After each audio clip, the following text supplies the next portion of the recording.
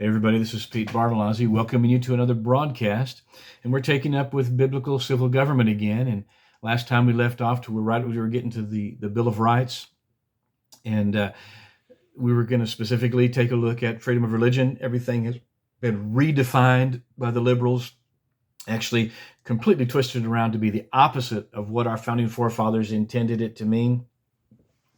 And so we're taking a look at what was the founders' intent in the freedom of religion.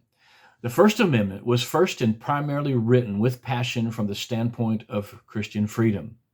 Now, this is argued by atheists and haters of God in our country today because of the word religion. Religion in our day is used so generally, mostly in the sense of man-made religions, that I agree with a lot of Christians today who say that Christianity is not a religion, but a relationship with God, Father, Son, and Holy Spirit.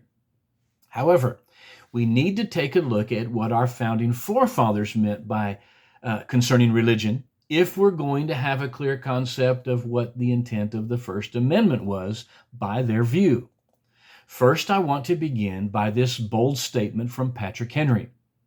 It cannot be emphasized too strongly or too often that this great nation was founded not by religionists, but by Christians, not on religions, but on the gospel of Jesus Christ.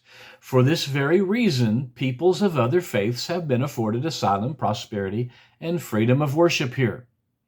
Upon what authority could Patrick Henry have said this?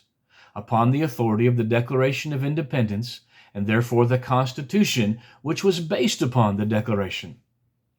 Stating again from the Declaration, when in the course of human events it becomes necessary for one people to dissolve the political bands which have connected them with another, and to assume among the powers of the earth a separate but equal station to which the laws of nature and of nature's God entitles them. We hold these truths to be self-evident, that all men are created equal, that they are endowed by their Creator with certain unalienable rights, appealing, and then later it goes, appealing to the supreme judge of the world for the rectitude of our intentions. And again, further on, and for the purpose of this declaration, we, with firm reliance upon the protection of divine providence, we mutually pledge to each other our lives, our fortunes, and our sacred honor. And several early court decisions clearly declared that Christianity is a part of the common law. Common law was developed out of English medieval ecclesiastical courts where the common people had no access to the king's bench.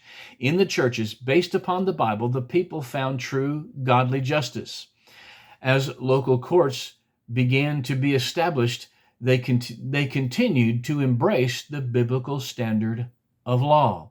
We'd say the Magna Carta was the beginning of common law, but the Magna Carta was actually based upon previously the foundation of biblical judgment in the courts, the Bible. In other words, moral law of the Bible was the law of judicial courts, as it should be. The Bible is where we find the standard of law upon which common law is based. And from biblical law in the Old Testament, as given to Moses at Sinai, we get our moral law and God's instruction concerning restitution as well. I want to look at this phrase, laws of nature, that was used in the Declaration of Independence. At one time in American history, the word nature was used synonymous with creation. I tend not to like the term nature today as it is used as an anti-creation, a pro-evolution term by all the godless and God-hating liberals of today. However, if we are going to have an understanding of the writings of our founding fathers, then we are going to need to understand what they meant by the laws of nature. Our founding fathers believed that the laws of nature were set in course by the will of God, and by recognizing the laws of nature, we recognize the laws and will of God, which I believe also. These thoughts were inspired in Blackstone and Locke, both by the Spirit of God. Blackstone stated, man considered as a creature must necessarily be subject to the laws of his Creator, for he is entirely a dependent being. And consequently, as man depends absolutely upon his Maker for everything, it is necessary that he should in all points conform to his Maker's will. This will of his Maker is called the law of nature. These laws laid down by God are the eternal, immutable laws of good and evil. The law of nature dictated by God himself is, of course, superior in obligation to any other, superior that God established. Okay, let me read that again just to be sure it came out right. This law of nature, dictated by God himself, is of course superior in obligation to any other. It is binding over all the globe, in all countries, at all times. No human laws are of any validity if contrary to this. The doctrines thus delivered we call the revealed or divine law. They are to be found only in the Holy Scriptures, and upon comparison to be really part of the original law of nature. Upon these two foundations, the law of nature and the law of revelation, depend all human laws. That is to say, no human laws should be suffered to contradict these. Now, John Locke stated, thus, the law of nature stands as the eternal rule to all men, legislators as well as others. The rules that they make for other men's actions must be conformable to the law of nature, that is, to the will of God. No human sanction can be good or valid against it. Laws human must be made according to the general laws of nature and without contradiction to any positive law of Scripture, otherwise they are ill-made. Our founding forefathers realized that the desire for freedom from tyranny and to be governed by biblical morals and Christian virtues was simply recognizing the laws of nature that were set on course by the will of God. From this, Thomas Jefferson penned, again in the Declaration of Independence, when in the course of human events it becomes necessary for one people to dissolve the political bands which have connected them with another, and to assume among the powers of the earth the separate and equal station to which the laws of nature and of nature's God entitles them. We hold these truths to be self-evident, that all men are created equal, that they are endowed by their Creator with certain unalienable rights, that among these is life, liberty, and the pursuit of happiness. Notice the phrasing, the laws of nature and of nature's God. You know, today we might probably say the laws of creation and of the creation's God. So they are endowed by their Creator, again, with certain inalienable rights. It is God who gives them. Now, I want to take a look at different wordings considered at the Constitutional Convention concerning the First Amendment. There was a long discussion over this. In the discussion over the First Amendment at the Constitutional Convention, they came to this wording. Actually, this came after the Constitutional Convention, but this was like an extension to the Constitutional Convention when they came together concerning the Bill of Rights. But anyway, they came to this wording: no religion shall be established by law, nor shall the equal rights of conscience be infringed. However, it was said by a representative from New York that such wording might be thought to have the tendency to abolish religion altogether, which means that was far from their intentions altogether, yet that's almost what they're trying to do today, or at least to abolish it out of political or public expression.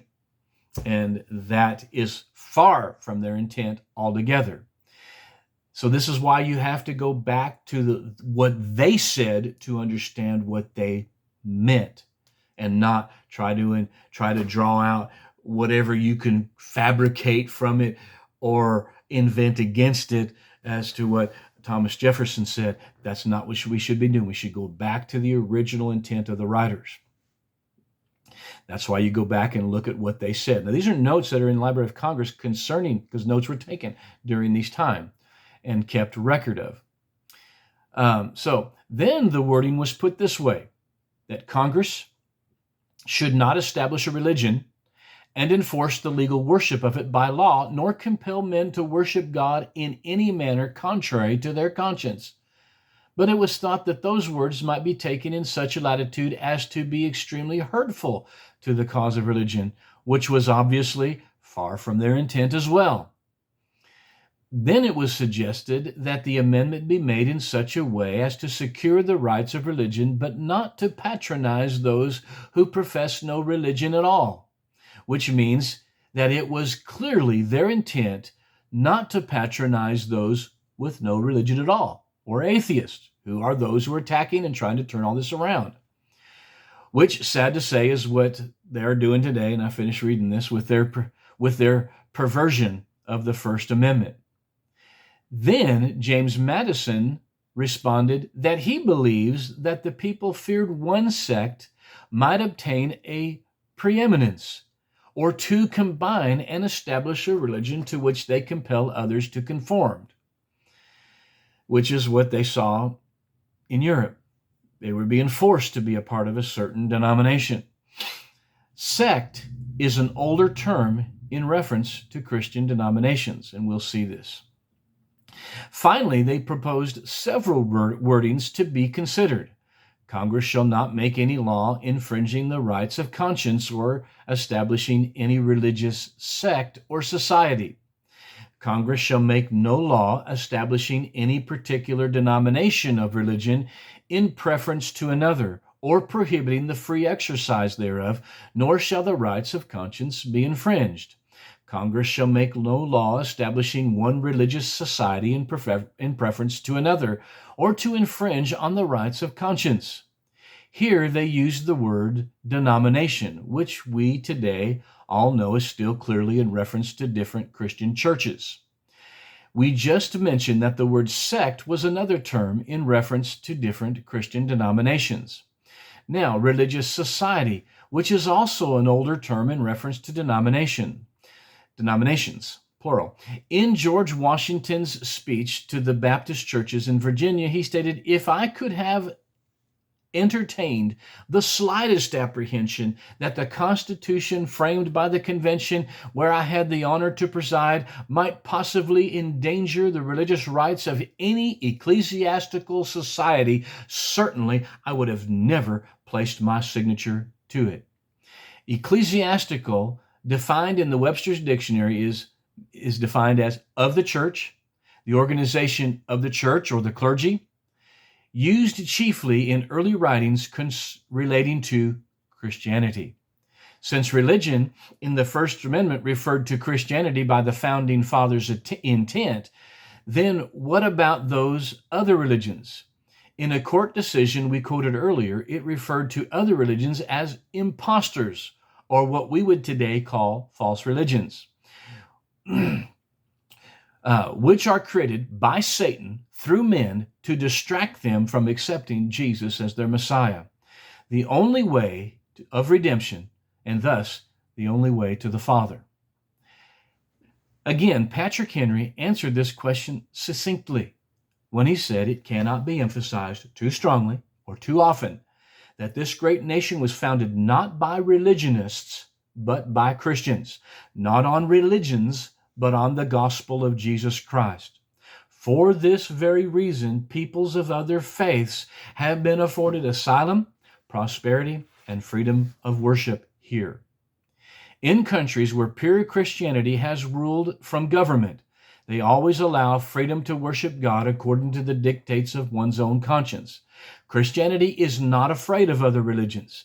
We know that when men will take a look at the truth presented in it, it will prevail over false ideas of these counterfeit religions. And in fact, I just give this little thought about Gandhi. When Gandhi started looking at all the different books, I mean, they had the Hindu book, they had the Islam, the Quran, and the Bible, and as he researched these, he found Christianity, the Bible, to be the truth. And then he went to a church at that time that was established there by Great Britain under the Anglican Church. And he went there and he was basically rejected there. And Here, Gandhi could have been a great proclaimer of truth and the gospel in everything that he did. But because he was rejected, because he was Indian, because that satanic influence on the British Empire was in the Anglican Church, as though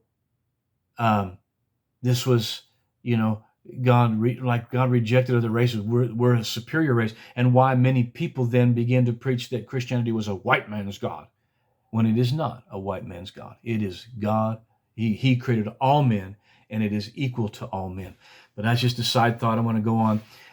However, when false religions gain control of government, they compel men to accept that religion alone, or forfeit their rights and privileges and become sort of second-rate citizen, if a citizen at all, which is what occurs in Islamic countries. They are afforded asylum and free to worship here, but not to rule here. That is, their false religious ideas are not to govern here, such as Sharia law, for they must submit to biblical moral law, as Christianity is a part of the common law. This is a Christian nation. Therefore, it was originally established that one had to be a Christian in order to run for office, because those of other religions or atheists will not run things as a Christian country and get us off course as we see today. And over time, being a Christian, it was in the original, like the Constitution of the states. The states' constitution said you had to be a Christian and confess Christianity. And they slowly started setting aside those statements and allowing these ungodly, unconstitutional people to be elected, and should never have been. We need to go back to those. Okay. Our founding forefathers on religion, I want to quote from them. George Washington, commander of the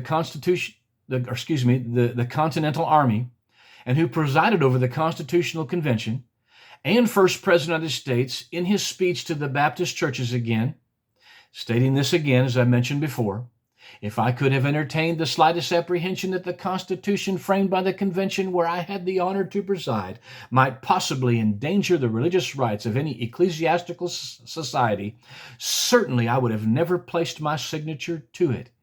If I could now conceive that the general government might ever be so administered as to render liberty of conscience insecure, I beg you will be persuaded that no one would be more zealous than myself to establish effectual barriers against the horrors of spiritual tyranny and every species of religious persecution.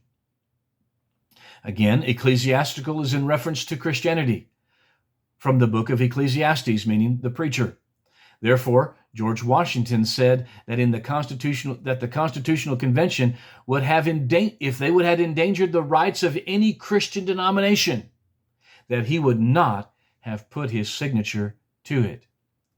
From the standpoint of Christianity, George Washington stated, "Don't ever let anyone claim to be a true American patriot if they ever attempt to separate religion from politics," because he also stated it is impossible to rightly govern the world without God and the Bible.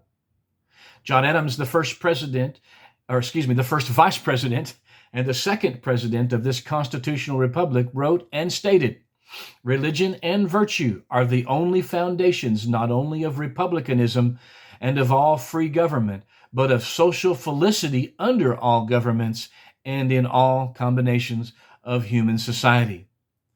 For this form of government is productive of everything which is great and excellent among men, but its principles are as easily destroyed as human nature is corrupted. A government is only to be supported by pure religion and austere morals. Private and public virtue is the only foundation of republics." Our Constitution, continuing to quote from John Adams, our Constitution was made only for a moral and religious people. It is wholly inadequate to the government of any other. So what did John Adams mean by religion? He clearly defined his meaning in this letter he wrote to Thomas Jefferson. The general principles on which the upon which the fathers achieved independence were the only principles in which that beautiful assembly of young gentlemen could unite. And what were these general principles? I answer, the general principles of Christianity in which all these sects were united. That is, these denominations were united. Now I will avow that I then believe and now believe that those general principles of Christianity are as eternal and immutable as the existence and attributes of God. Thomas Jefferson was the third president of this constitutional republic and served 2 terms. Now, the question of Thomas Jefferson, who the liberals today use as though he thought like they do, the statement most quoted by them of Thomas Jefferson is in his letter to the Baptists, the phrase separation of church and state. Thomas Jefferson had borrowed phraseology from a famous Baptist minister of that time who referred to the hedge or wall of separation between the garden of the church and the wilderness of the world, assuring the Baptists, who had suffered much persecution, that there was a separation between denomination and state, not Christianity and government. The separation statement is not a part of any foundational document, nor was it a statement that any of them used in the establishment of this country, nor was it even presented in any argument over the First Amendment. Yet they have made this some sort of legal statement in America, where it never was. And the only time that someone tried to bring it up in court, Jefferson's entire letter was taken into consideration and thus proved that what they were doing with it today, is the opposite of what Thomas Jefferson meant, and they express a totally bogus interpretation of what he said. Liberals who think this means no nativity or Christian assembly on government or public prophecy know nothing of the true character of Thomas Jefferson at all. My evidence begins with a letter he wrote to Dr. Benjamin Rush, who was also a signer of the Declaration of Independence, during his first term as president. That is, Thomas Jefferson wrote this during his first term of president. My views are a result of a life of inquiry and reflection, and very different from the anti-Christian system imputed to me by those who know nothing of my opinions. To the corruptions of Christianity I am indeed opposed, but not to the genuine precepts of Jesus himself. I am a Christian. In 1803, Thomas Jefferson recommended that Congress pass a treaty with the Kaskaskia Indians. In the treaty was the annual support to a missionary of $100 to be paid out of the federal treasury. Later in 1806 and 1807, 2 similar treaties were made with the Wyandot and Cherokee tribes. President Thomas Jefferson also extended 3 times an 1787 Act of Congress in which special lands were designated for the sole use of Christian Indians and the Moravian Brethren missionaries for the civilizing of Indians and promoting Christianity. He also chose the Bible and Isaac Watts hymnals to be the textbooks to teach reading in the schools of District of Columbia.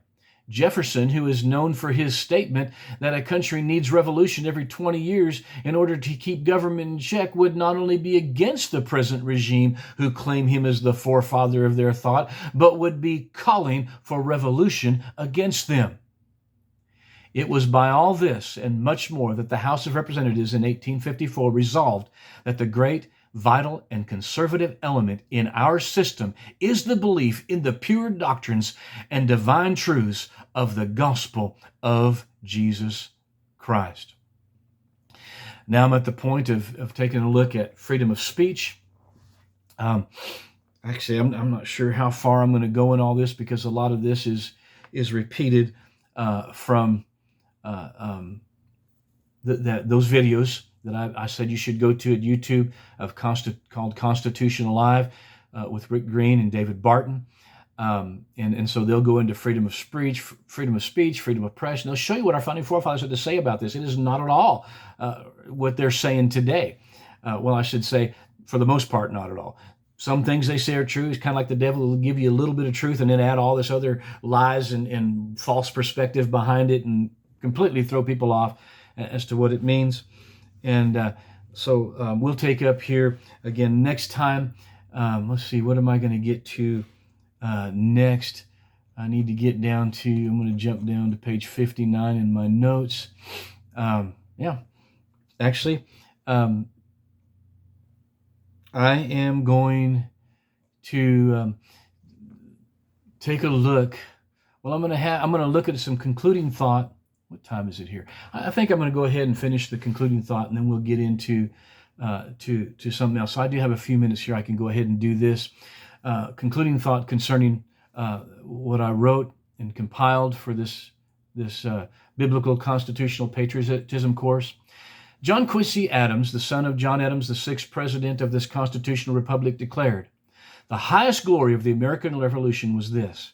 It connected in one indissoluble bond the principles of civil government with the principles of Christianity. From the day of the Declaration of Independence, they, the American people, were bound by the laws of God, which they all, and by the laws of the gospel, which they nearly all, acknowledge as the rules of their conduct." What John Quincy Adams declared here is what we've wanted to get to, and that is this: that by the Declaration of Independence, we as a people are in covenant with Almighty God. And I specifically mention and emphatically emphasize the Lord Jesus Christ, because that's who they emphasize. That's who they based it on. Let us not think lightly of breaking that covenant with God, nor thinking that God would think lightly of breaking it either. Thomas Jefferson made this statement in his notes on the state of Virginia, because he was part of their convention. God, who gave us life, gave us liberty. And can the liberties of a nation be thought secure when we have removed their only firm basis, a conviction in the minds of the people that these liberties are the gift of God, that they cannot be violated but by his wrath? Indeed, I tremble for my country when I reflect that God is just, that his justice cannot sleep forever. Our part in this covenant is to take advantage of the God-given right to vote for those who represent us in government and to be actively involved in whatever way possible. Never let us think lightly of that right to vote. Never let us think that our vote doesn't count. Let us get involved in the local caucus of the party that best represents God's views on government and morality, and exercise this divine influence on our lives to affect God's standard. This nation will be blessed or cursed according to the course Christians take in politics or don't take in politics. John Jay, and I quoted this previously, but John Jay, the first Chief Justice of the United States Supreme Court, where he stated this: "Every member of the state ought to diligently to read and to study the Constitution of his country and teach the rising generation to be free. By knowing their rights, they will sooner perceive when they are violated and be the better prepared to defend and assert them."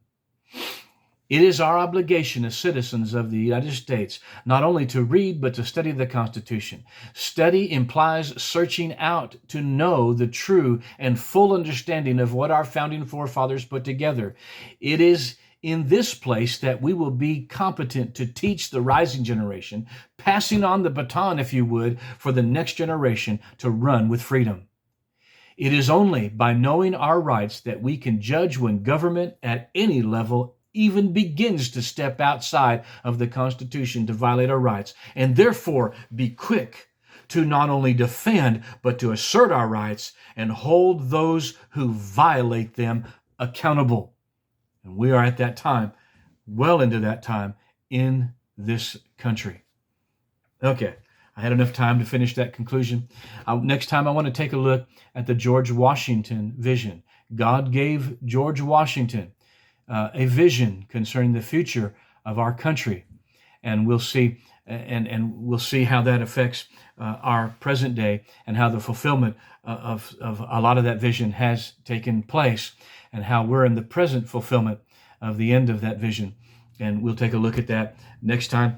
And so until we meet next time, be blessed.